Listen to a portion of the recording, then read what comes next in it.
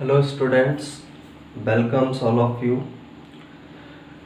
Transport in plants के second lecture में हमने ट्रांसलोकेशन प्रोसेस के बारे में डिस्कशन किया था कि ट्रांसलोकेशन प्रोसेस क्या होती है। यूनि डायरेक्शनल और मल्टी डायरेक्शनल जो ट्रांसपोर्ट होता है, एक दिशीय और बहुदिशीय जो ट्रांसपोर्ट होता है, उसके बारे में हमने स्टडी किया था। अब उसी में आगे कंटिन्यू करेंगे। इसमें हमने लास्ट में पढ़ा था कि जो स्टोरेज ऑर्गन जो प्लांट्स के होते हैं, उनके अंदर भोजन को संचित करके रखा जाता है और जब पौधे को आवश्यकता होगी तो इन्हें वापस पौधे के अंगों तक भेज दिया जाता है। इसके बाद जो मिनरल न्यूट्रिएंट्स जो होते हैं या खनिज तत्व जो होते हैं, उनको भी रूट्स के द्वारा ऊपर की ओर स्टेम तने वाले भाग में, लीव्स पत्ती वाले भाग में और पौधे की ग्रोइंग रीजन में या विकसित हो रहे क्षेत्रों में भेजा जाता है। तो जो मिनरल न्यूट्रिएंट्स जो है या खनिज तत्व जो होते हैं, खनिज तत्वों को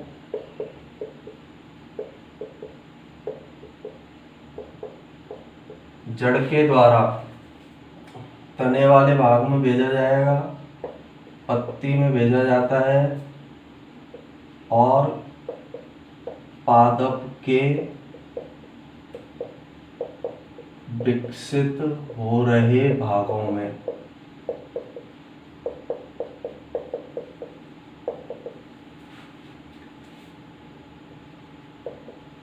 भेजा जाता है। जो भी खनिज तत्व, जैसे पानी जाता है नीचे जड़ से ऊपर तने की ओर, उसी तरह से खनिज तत्व भी जड़ के द्वारा तने, पत्ती और पौधे के विकसित हो रहे भागों के अंदर ट्रांसपोर्ट होते हैं, वहां तक इनको भेजा जाता है। जब कोई पौधा सेंसेशन या एजिंग की अवस्था में होता है, जब कोई पौधा एजिंग का मतलब होता है वृद्धावस्था, यानी जब वो पौधा नष्ट होने वाला है या पौधे का कोई भाग जैसे पत्ती नष्ट होने वाली है, तो न्यूट्रिएंट्स को उस मृत भाग से या नष्ट होने वाले भाग से अलग कर लिया जाता है और उन भागों को पौधे के ग्रोइंग पार्ट्स में भेज दिया जाता है। इसका मतलब ये है कि जब कोई पौधा एजिंग की स्टेज में है, जैसे पौधे की पत्ती नष्ट होने वाली है, पौधे की पत्ती सूखने वाली है, सूखकर नष्ट होने वाली है, तो उस पत्ती से जो भी पोषक पदार्थ होंगे, उन पोषक पदार्थों को पौधे के नए विकसित हो रहे भागों में भेज दिया जाता है। नए विकसित हो रहे भागों में ट्रांसपोर्ट किया जाता है या फिर भेजा जाता है। और ऐसे पोषक पदार्थ या खनिज तत्व जिनको पौधे के एजिंग वाले भागों से या पौधे के नष्ट होने वाले भागों से विकसित हो रहे भागों, जैसे नई पत्ती कोई विकसित हो रही है उस भाग के अंदर, नई शाखा कोई विकसित हो रही है उस भाग के अंदर भेजा जा सकता है, उस प्रकार के पोषक पदार्थ या खनिज तत्वों को मोबाइल मिनरल एलिमेंट्स कहते हैं। इस प्रकार के खनिज तत्व किस नाम से जाने जाते हैं? मोबाइल मिनरल एलिमेंट्स, या हिंदी में हम बोल सकते हैं इन्हें संचरणशील तत्व। तो सिंपल संचरणशील तत्व की परिभाषा हमें क्या याद रखनी है? पौधे की वृद्धावस्था के समय, या पौधे को छोड़कर हम बोले पत्ती की वृद्धावस्था के समय, एक सिंपल एग्जांपल लेते हैं पत्ती का। तो पत्ती की वृद्धावस्था के समय उस पत्ती में जो भी मिनरल्स उपस्थित हैं, उन मिनरल्स को नए भागों में भेज दिया जाएगा, नई पत्ती के अंदर उनको ट्रांसफर कर दिया जाता है। और ऐसे खनिज तत्व जिनका नए विकसित हो रहे भागों में ट्रांसफर किया जाता है, स्थानांतरण किया जाता है, उन्हें संचरणशील तत्व कहते हैं। इसी प्रकार से कुछ ऐसे तत्व भी होते हैं जिनका संचरण नहीं होता है, तो उस प्रकार के तत्वों को हम असंचरणशील तत्व या नॉन मोबाइल मिनरल एलिमेंट्स के नाम से जानते हैं। तो दो प्रकार के तत्व होते हैं पौधों में, एक संचरणशील तत्व और दूसरे टाइप के जो तत्व होते हैं उन्हें असंचरणशील तत्व कहा जाएगा। इसके अलावा कुछ मात्रा में जो प्लांट हार्मोन है या जो पादप हार्मोन है उनका भी पौधे के अंदर स्थानांतरण किया जाता है। यानी जो हार्मोन है इन्हें ही हम प्लांट ग्रोथ रेगुलेटर कहते हैं, पादप हार्मोन, या इन्हें बोला जाता है प्लांट ग्रोथ रेगुलेटर्स, पादप वृद्धि नियामक। एक तरह के प्लांट हार्मोन्स है, पादप के अंदर पाए जाने वाले हार्मोन जैसे ऑक्सिन है, जिब्रेलिन है, साइटोकाइनिन है, इथाइलिन है, इस प्रकार के रासायनिक पदार्थ है पौधे के, ये हार्मोन होते हैं। तो कुछ पादप हार्मोन, प्लांट ग्रोथ रेगुलेटर्स या पादप वृद्धि नियामक जो पदार्थ हैं या केमिकल सिग्नल्स जो हैं, रासायनिक सिग्नल्स जो पौधे के अंदर प्रोड्यूस होते हैं, उनका भी ट्रांसपोर्टेशन कुछ मात्रा में किया जाता है। कभी कभी इन्हें यूनिडायरेक्शनल मैनर से भी भेजा जाता है, यानी किसी विशेष भाग को यदि पौधे की आवश्यकता हो किसी पादप हार्मोन की तो उसका यूनिडायरेक्शनल ट्रांसपोर्ट होगा, एक दिशीय उसका ट्रांसपोर्टेशन किया जाएगा। और सभी भागों के अंदर भेजना है तो इसका मल्टी डायरेक्शनल ट्रांसपोर्टेशन किया जाता है। जहाँ पर ये निर्मित होते हैं उस भाग से इन्हें पौधे के विभिन्न भागों में मल्टी डायरेक्शनल ट्रांसपोर्ट से या बहुदिशीय स्थानांतरण के द्वारा भेजा जाएगा। और पौधे के किसी एक भाग को, एक विशेष भाग को इसकी आवश्यकता है तो वहाँ तक इनका ट्रांसपोर्टेशन या परिवहन यूनिडायरेक्शनल वे में किया जाता है। यूनिडायरेक्शनल का मतलब है एक दिशीय उसका क्या होगा, आगे की तरफ एक दिशीय उसका मूवमेंट किया जाता है। इसके बाद जो ये सारी चीज़ें हमने पढ़ी है कि फ्लोएम फूड मटेरियल का ट्रांसपोर्टेशन कर रहा है, जाइलम जल का और मिनरल्स का ट्रांसपोर्टेशन कर रहा है, तो इससे हमें पता चलता है कि जो फ्लावरिंग प्लांट है उसके अंदर कॉम्प्लेक्स ट्रैफिक ऑफ कंपाउंड्स होता है। फ्लावरिंग प्लांट में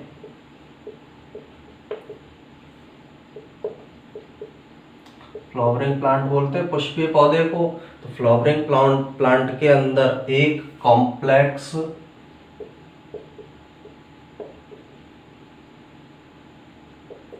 ट्रैफिक ऑफ कंपाउंड्स पाया जाता है। अब इसका मतलब क्या है, अलग अलग प्रकार के पदार्थ जा रहे हैं, जल, खनिज लवण, पादप हार्मोन, रासायनिक सिग्नल, तो बहुत सारे कंपाउंड्स हैं, उनका क्या किया जा रहा है, स्थानांतरण किया जा रहा है। इसलिए हम बोलते हैं कि फ्लावरिंग प्लांट में कॉम्प्लेक्स ट्रैफिक ऑफ कंपाउंड्स पाया जाता है।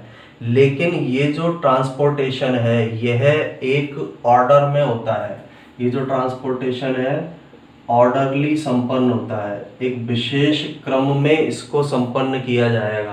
पूरा एक अलग तरह का मैकेनिज्म या क्रियाविधि पौधे के अंदर चलती है और उस क्रियाविधि के द्वारा एक ऑर्डर रूप में, एक क्रमिक रूप में इन सब पदार्थों का स्थानांतरण किया जाता है। जल का स्थानांतरण किया जाएगा, खनिज तत्वों का स्थानांतरण किया जाएगा, भोजन का स्थानांतरण किया जाएगा, पादप वृद्धि नियामक या प्लांट हार्मोन्स जो पाए जा रहे हैं उनका स्थानांतरण किया जाएगा। कॉम्प्लेक्स ट्रैफिक ऑफ कंपाउंड्स मिल रहा है, एक ऑर्डरली वे में ये संपन्न होता है। डिफरेंट डायरेक्शन के अंदर ये पौधे में संपन्न होगा। हर ऑर्गन सब्सटेंस को रिसीव करता है, जड़ से ऊपर जाएगा तो तना, पत्ती, फूल, फल इनको रिसीव करेंगे, और कुछ जो है दूसरे जो ऑर्गन्स है उनको भी ये ट्रांसफर कर देता है। जैसे एक पत्ती के पास आया वो दूसरी पत्ती के पास इन पौधे प्लांट्स के अंदर इनको भेजने का काम करते हैं। तो एक ये पौधे के अंदर पाए जाने वाले ट्रांसपोर्टेशन के बारे में है कि खनिज तत्वों को जड़ के द्वारा तने में, पत्ती में, पादप के विकसित हो रहे भागों में भेजा जाएगा।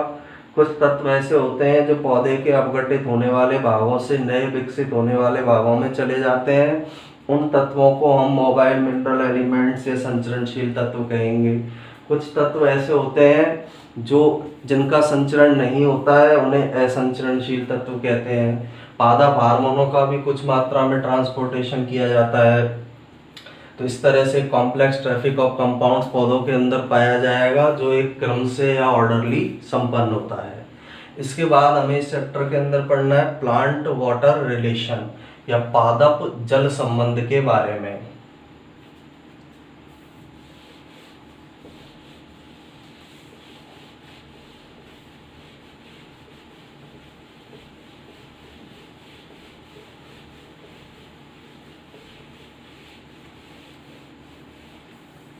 नेक्स्ट जो हेडिंग है इस चैप्टर में हमारी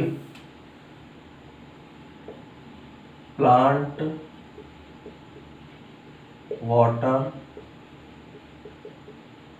रिलेशन या पादप जल संबंध, यानी पौधे और जल के बीच में किस प्रकार का रिलेशन पाया जा रहा है उसके बारे में हमें इसके अंदर स्टडी करना है। अब इसमें सबसे पहले हमें जो वाटर है या पानी जो है उसकी कुछ विशेषताओं के बारे में स्टडी करना है। और वाटर सबसे पहले तो जो प्लांट्स की जो सेल है उसमें जो प्रोटोप्लाज्म पाया जा रहा है, प्रोटोप्लाज्म या जो जीव द्रव्य पाया जा रहा है, इसी को हिंदी में बोलते हैं जीव द्रव्य। तो इस प्रोटोप्लाज्म का 80 से 90% भाग क्या होगा, जल। जैसे पौधे की कोशिका है, कोशिका के अंदर हमें पता है जीव द्रव्य पाया जाता है। तो जीव द्रव्य के अंदर, कोशिका में जीव द्रव्य के अंदर 80 से 90% मात्रा में, 80 से 90% भाग जल होता है या वाटर होता है। जीव द्रव्य का 80 से 90% भाग पानी होता है। सेकंड, जो पानी है वो एक तो सॉल्वेंट का कार्य करता है, सॉल्वेंट को बोला जाता है ब्लैक। एक रिएक्टेंट का कार्य करता है, इसके द्वारा रिएक्टेंट का फंक्शन भी किया जाता है। अभिकारक, अभिक्रिया करने वाला। रिएजेंट का कार्य भी इसके द्वारा किया जाता है। अभिकर्मक का कार्य भी इसके द्वारा किया जाएगा। तो विलायक का काम करेगा, रिएक्ट करने का या अभिक्रिया का, अभिकर्मक का काम करेगा, और रिएजेंट का काम भी इसके द्वारा किया जाता है। तीनों रूप में डिफरेंट जो प्रोसेस पौधों के अंदर चलती है उसमें विलायक का, क्रियाकारक का, या फिर उसमें वापस से दोबारा काम करने वाले पदार्थ के रूप में यह कार्य करता है। बहुत सारी इंपॉर्टेंट प्रोसेस पौधे के अंदर चलती है, उसमें वाटर सॉल्वेंट, रिएक्टेंट और रिएजेंट के रूप में काम में आता है। थर्ड, मीडियम होता है ये, medium for biological reaction.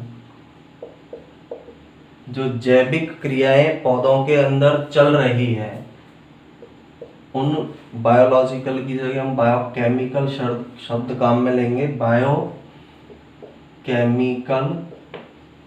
Reaction, जो जैव रासायनिक क्रियाएं,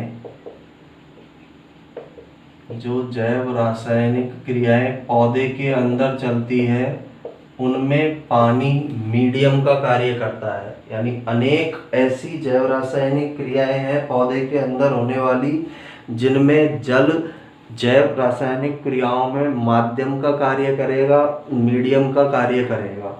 अर्थात अनेक जैव रासायनिक क्रियाएं जो है वो पानी के अंदर संपन्न होती है या जल की सहायता से संपन्न होती है। नेक्स्ट, इसका काम होता है मेंटेन टर्जिडिटी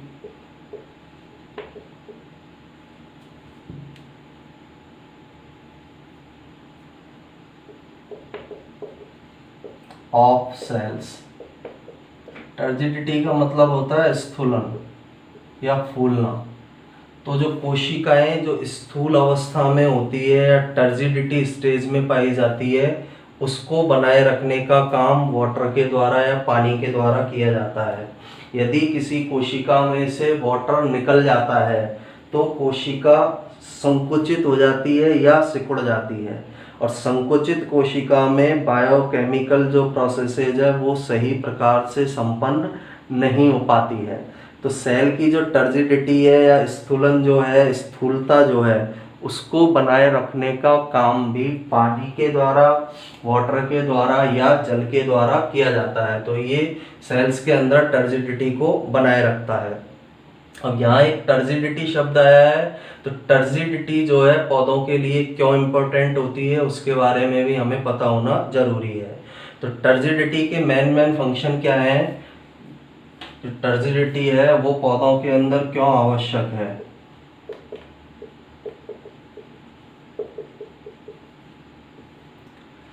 पहला फंक्शन टर्जिडिटी जो है सेल के आकार को बढ़ाने के लिए आवश्यक है। ये पहला क्या है, सेल के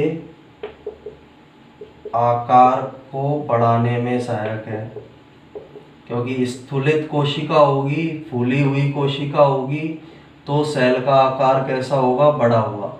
किसी सेल को अपना आकार बढ़ाना है तो उसके पादप सेल के अंदर जो सेंट्रल वैक्यूल पाई जा रही है उसमें पानी का होना जरूरी है, और पानी होगा तो ही सेल टर्जिड होगी या स्थूलित होगी। तो टर्जिडिटी का पहला फायदा पौधों के अंदर क्या है, यह सेल के एनलार्जमेंट को या आकार को बढ़ाने में सहायक है।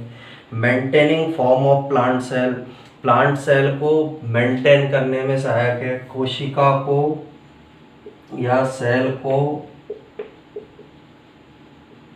मेंटेन रखने में सहायक है। जिस तरह की कोशिका है उसे उसी अवस्था में रखने में वाटर या टर्जिडिटी जो गुण है वो सहायता प्रदान करता है। Opening and closing of stomata, रंध्रों के खुलने और बंद होने में सहायक है। रंध्रों के खुलने व बंद होने में सहायक है।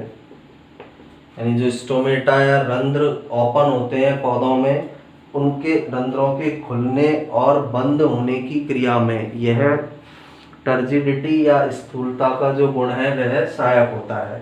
सेल वो पौधे की पत्ती जो उसके अंदर जो स्टोमेटा पाए जा रहे हैं उनके अंदर ये खुलने बंद होने में सहायक है। फोर्थ, जो टर्जिडिटी है पत्तियों के मूवमेंट में सहायक है। पत्तियों की गति में भी यह सहायक होती है। पत्तियों की गति के अंदर यह सहायता प्रदान करती है। जो टर्जिडिटी है उसके द्वारा पत्तियों की गति में सहायता प्रदान की जाती है। और फिफ्थ, कुछ पुष्पों के खुलने और बंद होने में सहायक है। पुष्पों के खुलने व बंद होने में भी टर्जिडिटी सहायक होती है। सभी फ्लावर के लिए नहीं है, कुछ पुष्पों के अंदर पुष्पों के खुलने और बंद होने में टर्जिडिटी या स्थूलता सहायक होती है। और लास्ट, जो प्लांट के अंदर जो ग्रोथ हो रही है या जो वृद्धि हो रही है, उस वृद्धि के अंदर भी टर्जिडिटी सहायक होती है। तो टर्जिडिटी एक इम्पोर्टेंट रोल प्ले करती है पौधे के अंदर, स्थूलता एक इम्पोर्टेंट रोल प्ले करेगी।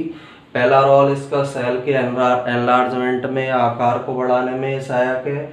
दूसरा, सेल को उसकी स्थिति में मेंटेन रखने में सहायक है। तीसरा, रंध्रों के खुलने और बंद होने में यह सहायक है।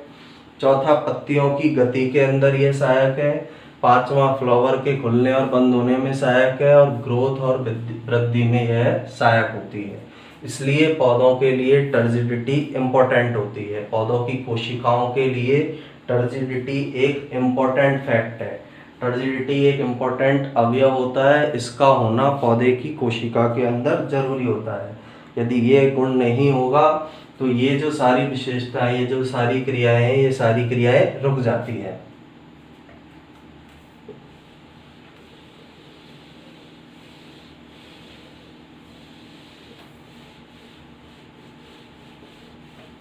इसके बाद प्लांट वाटर रिलेशन में जो हमें नेक्स्ट पढ़ना है, परमीएबिलिटी या पारगम्यता। परमीएबिलिटी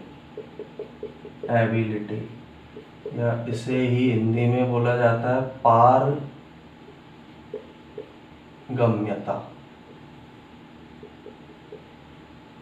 पारगम्यता क्या होता है, जो एक कोई पदार्थ है उस पदार्थ का प्लाज्मा मेम्ब्रेन से अंदर जाना। जैसे पौधे की कोशिका है, कोश पौधे पादप कोशिका हमने स्ट्रक्चर पढ़ी है। बाहर वाला जो हिस्सा है प्लाज्मा मेम्ब्रेन, इससे बाहर जो पाया जाता है वो होती है सेल वॉल। तो पौधे के अंदर इस प्लाज्मा, बाहर वाला हिस्सा सेल वॉल, इसके अंदर की तरफ ये क्या पाई जा रही है, प्लाज्मा मेम्ब्रेन। तो प्लाज्मा मेम्ब्रेन या कोशिका झिल्ली से जो पदार्थों का आवागमन होगा उसे ही हम किस नाम से जानते हैं, पारगम्यता के नाम से जानते हैं। तो पारगम्यता, transport of A given substance across the plasma membrane, इस गुण को बोला जाता है पारगम्यता। अब परमिएबिलिटी कुछ चीज़ों पर डिपेंड करती है, जैसे पहला तो ये किस पर डिपेंड करेगी, the size of pores in PM. PM का मतलब है प्लाज्मा मेम्ब्रेन।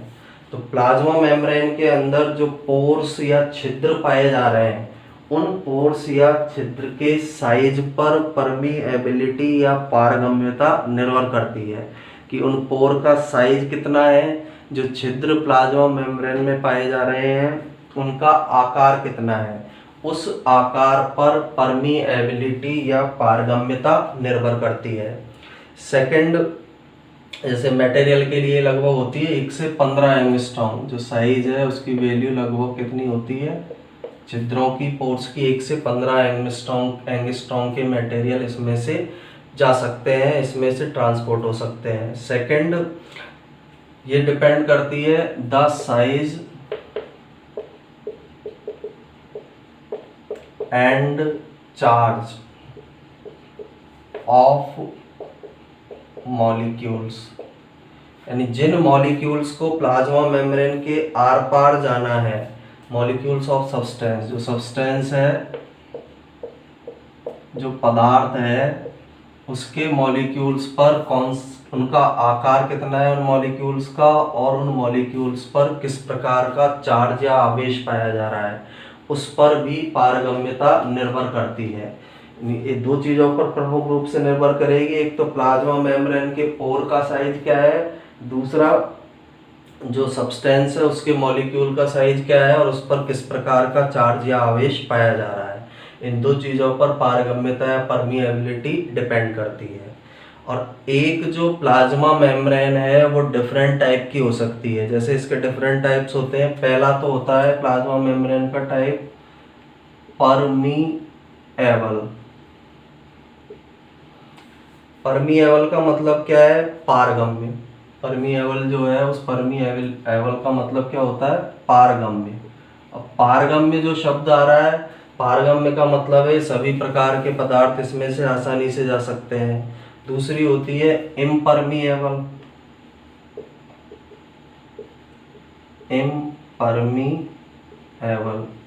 इम्परमीएबल का मीनिंग होता है अपारगम्य, यानी किसी भी प्रकार के पदार्थ के लिए ये पारगम्य नहीं होगी, प्लाज्मा मेम्ब्रेन में से कोई पदार्थ नहीं जा पाएगा। तीसरी होती है सेमी परमीएबल।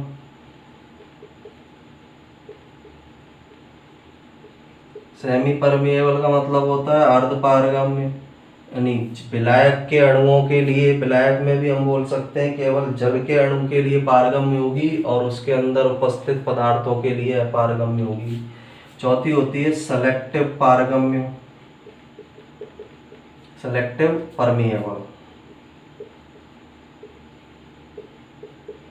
यानी चयनात्मक पारगम्य। इसका मीनिंग ये है कुछ पदार्थों को तो चयन करती है, सिलेक्शन करेगी प्लाज्मा मेम्ब्रेन, कुछ पदार्थों को तो अपने अंदर से होकर आर पार जाने देगी और कुछ पदार्थों को अपने अंदर से होकर कोशिका के आर पार नहीं जाने देती है। तो 4 प्रकार की प्लाज्मा मेम्ब्रेन्स हो सकती है पारगम्यता के आधार पर। पहला जो टाइप है परमीएबल, पारगम्य प्रकार की। पारगम्य का मतलब क्या है, नाम के अंदर ही है कि जो भी सब्सटेंस है वो इस प्लाज्मा मेम्ब्रेन में से आसानी से जा सकते हैं, यानी ये सभी प्रकार के सब्सटेंस, सभी सब्सटेंस या पदार्थों को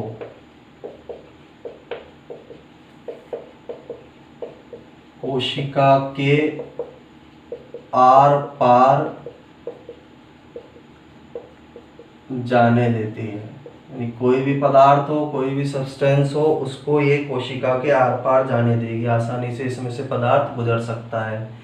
सेकेंड टाइप की है इम्परमिएबल या अपारगम्य।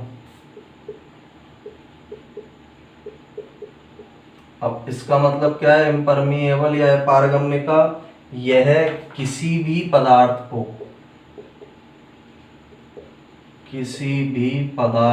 को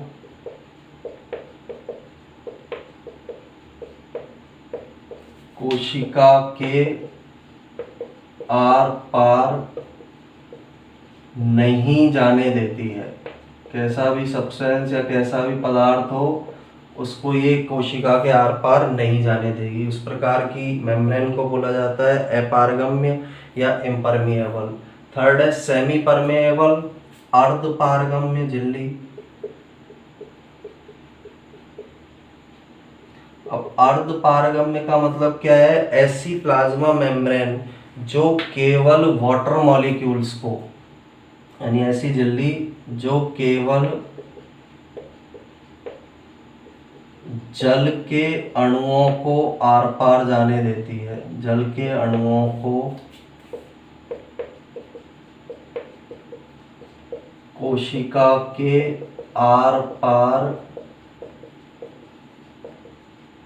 जाने देती है। उस प्रकार की मेम्ब्रेन को अर्ध पारगम्य या सेमी परमिएबल मेम्ब्रेन कहते हैं, जो केवल जल के अणुओं को जाने देगी। अब जल है एक तरह से विलायक, पौधों के अंदर ये मेनली विलायक का काम कर रहा है।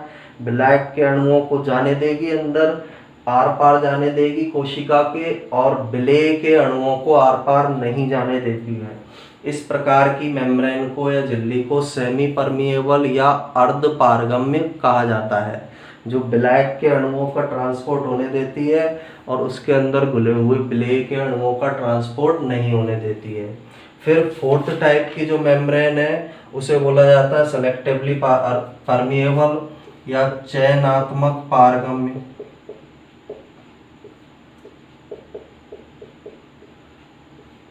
अब इसके नाम के अंदर ही है, यानी ये कुछ विशेष प्रकार के सेलेक्टेड सॉल्यूट को पानी के अंदर जाने देगी, जो जल के अणु के साथ कुछ विशेष विलेय को या जल में घुले हुए पदार्थ को आर पार जाने देती है।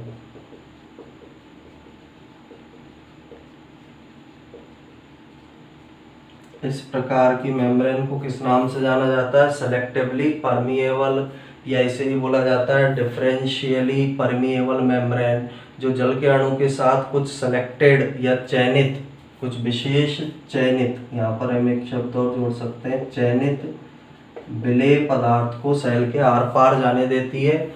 उस प्रकार की मेम्ब्रेन को सेलेक्टिव परमिएबल या चयनात्मक पारगम्य झिल्ली कहते हैं। तो ये चार प्रकार की मेम्ब्रेन के बारे में हमें याद रखना है। एक तो मेम्ब्रेन है परमिएबल, सभी पदार्थों को आर पार जाने देगी। सेकंड मेम्ब्रेन है इम्परमिएबल, जो किसी भी पदार्थ को कोशिका के आर पार नहीं जाने देगी। सेमी परमिएबल, जो जल या विलायक के अणुओं को अंदर जाने देती है, आर पार जाने देती है, विलेय के अणुओं को नहीं जाने देती है। सेलेक्टिव परमिएबल या चयनात्मक पारगम्य, जो जल के अणु के साथ कुछ विशेष चयनित विलेय पदार्थों को आर पार जाने देती है। इसके बाद जो सारी बायोलॉजिकल मेम्ब्रेन्स है, यानी बायोलॉजिकल मेम्ब्रेन्स का मतलब है जो प्लांट सेल के अंदर जो मेम्ब्रेन्स पाई जा रही है, उन मेम्ब्रेन्स को कौन सी मेम्ब्रेन्स बोला जाता है? Biological membrane. तो ज्यादातर जो बायोलॉजिकल मेम्ब्रेन है, बायोलॉजिकल मेम्ब्रेन्स जो है, बायोलॉजिकल मेम्ब्रेन्स प्लांट सेल के अंदर पाई जाने वाली मेम्ब्रेन्स हैं, वो सेलेक्टिवली परमिएबल होती है या चयनात्मक पारगम्य होती है। ज्यादातर कोशिकाओं के अंदर जो झिल्ली पाई जा रही है वो किस प्रकार की झिल्ली होती है? चयनात्मक पारगम्य या सेलेक्टिवली परमिएबल टाइप की होगी। और पौधे की कोशिका में अधिकांश जो पानी है या पादप की सेल में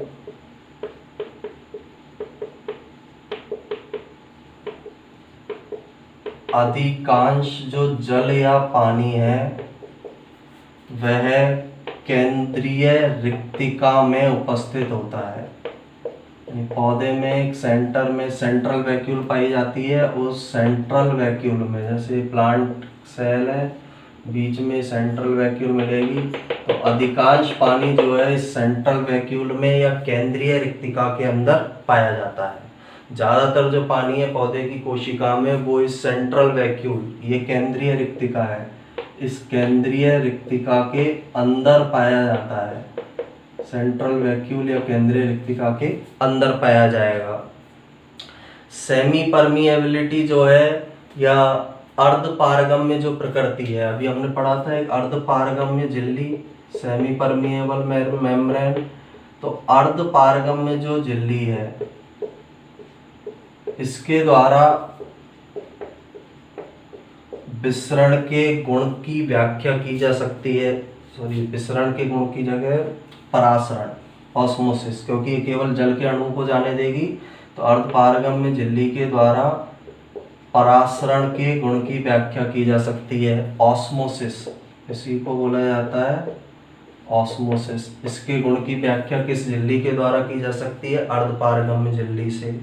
और सेलेक्टिवली परमिएबल या चयनात्मक पारगम्य जो झिल्ली है, इससे विसरण के गुण की व्याख्या की जा सकती है।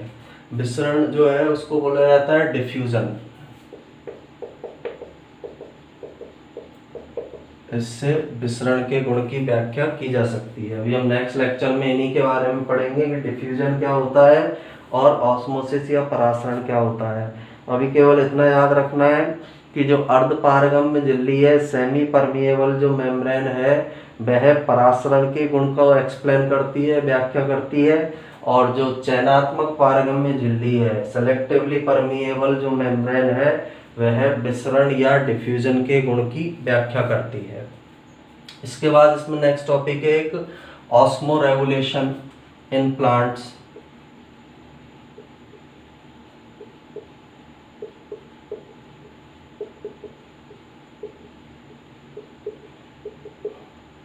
इसे हिंदी में बोलते हैं परासरण नियमन। पौधों के अंदर जो परासरण नियमन है वो किस प्रकार से संपन्न हुआ, तो इसे किस नाम से जाना जाता है? परासरण नियमन के नाम से। पौधों के अंदर परासरण नियमन की क्रिया किस प्रकार से होती है? परासरण नियमन, हिंदी में इसे बोला जाता है परासरण नियमन। परासरण नियमन क्या होता है? पौधे के अंदर उसकी कोशिकाओं को होमियोस्टेसिस या समस्थापन एक ऐसी अवस्था है जैसी वातावरण के अनुसार उसके अंदर कोई चेंज नहीं हो, पौधे की कोशिका में कोई चेंज नहीं आए, उस कंडीशन को बनाए रखने को बोला जाता है समस्थापन। तो पौधों में कोशिकाओं को समस्थापन स्थिति में बनाए रखने के लिए जो उसके अंदर जो तरल पदार्थ पाया जा रहा है उसको एक निश्चित अवस्था में रखा जाता है, जिससे कि पौधे की कोशिका किस अवस्था में रहे? समस्थापन या होमियोस्टेटिस स्टेज में रहे। होमियोस्टेसिस का मतलब है वातावरण का पौधे की कोशिका पर प्रभाव नहीं पड़े। तो पौधे की कोशिका को समस्थापन स्थिति में बनाए रखने के लिए उसके अंदर जो लिक्विड मटेरियल पाया जा रहा है उसको एक निश्चित अवस्था में बनाए रखा जाता है। इस क्रिया को ही परासरण नियमन या ऑस्मो रेगुलेशन कहते हैं। यानी सिंपल सी डेफिनेशन है, पौधे की कोशिका को समस्थापन स्थिति में बनाए रखने के लिए कोशिकाओं में जो तरल पदार्थ पाया जा रहा है उसको एक निश्चित अवस्था में बनाए रखा जाएगा, जिसे परासरण नियमन या ऑस्मो रेगुलेशन कहते हैं। और पौधों के अंदर परासरण नियमन की क्रिया में या ऑस्मो रेगुलेशन में कुछ मेन प्रोसेसेस इसके अंदर इन्वॉल्व होती है। यानी परासरण नियमन बनाए किस प्रकार से रखा जाता है? एक तो अवशोषण क्रिया के द्वारा, पौधे जल का अवशोषण करेंगे जिससे कि कोशिकाओं में जल की मात्रा कैसी बनी रहे? स्थिर बनी रहे। तो पहली प्रोसेस अपशोषण के द्वारा परासरण नियमन बनाए रखा जाता है। दूसरा ट्रांसपोर्ट या स्थानांतरण के द्वारा, यानी जल की कमी हुई किसी भाग में, किसी कोशिका में, तो वहां पर उसका स्थानांतरण कर दिया जाएगा। फ्लूइड की कमी हुई तो उसका स्थानांतरण कर दिया जाएगा, जिसे हम ट्रांसपोर्ट बोलते हैं। तो ट्रांसपोर्टेशन के द्वारा या स्थानांतरण के द्वारा परासरण नियमन को बनाए रखा जाता है। तीसरा retention store, retention store of water, यानी पौधे के अंदर कुछ कोशिकाओं में पानी को संग्रहित करके रखा जाता है। उनके अंदर कुछ विशेष संरचनाएं हैं, उसमें रिटेंशन का मतलब होता है संग्रह करके रखना। इसको हम हिंदी में बोल सकते हैं पानी के संग्रह द्वारा। कुछ संरचनाओं के अंदर पौधों में पानी को इकट्ठा करके रखा जाएगा, जब आवश्यकता पड़ेगी किसी कोशिका को तो वहां पर पानी को भेजा जाएगा। तो इन तीन प्रोसेसेस के द्वारा पौधों में परासरण नियमन या ऑस्मो रेगुलेशन को बनाकर रखा जाता है। इसके अलावा कुछ प्रोसेसेस भी है जो पानी की कमी, ये तो पानी की मात्रा को बढ़ाने में सहायक होती है तीनों। कुछ प्रोसेसेस ऐसी है जो पानी को कम करने का कार्य करती है। जैसी पहली प्रोसेस है बाष्पोत्सर्जन। इस क्रिया के द्वारा पौधे में जल की क्या की जाएगी, कमी। आवश्यकता से अधिक जो पानी है उसको पौधे की कोशिका से बाहर निकाला जाएगा। एक होता है बिंदु स्त्राव। बिंदु स्त्राव के द्वारा भी जो पानी है पौधे की कोशिकाओं के अंदर, उसे पौधे की कोशिका से बाहर निकाला जाता है। तो ये कुछ प्रोसेसेज है जिनके द्वारा ऑस्मो रेगुलेशन को बनाए रखा जाएगा। अपशोषण, स्थानांतरण और पानी का संग्रह, ये तो जल की मात्रा को बढ़ाते हैं। इनका काम क्या है, जल की मात्रा को बढ़ाना। और इन प्रोसेसेस का इनका क्या काम है, जल की मात्रा को कम करना।